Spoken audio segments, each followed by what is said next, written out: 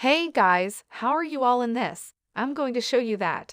How can you clear app data on your mobile phone or on your Android mobile phone, also or on iOS? Also, so for this, if your phone is Android, then you just have to click on the settings option of your phone and then go to the application apps management here, click on it. You can see the option called Manage Apps on the second. We will kick it. Like if I want to find the app data, and if I want to delete the app data for any application, like I will choose the Google Gallery and its HTML and anything I want.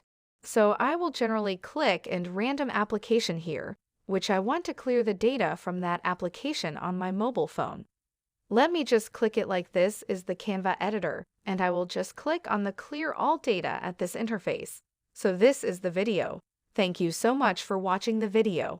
If you like this video, and if you found this video helpful, then please leave a lovely comment.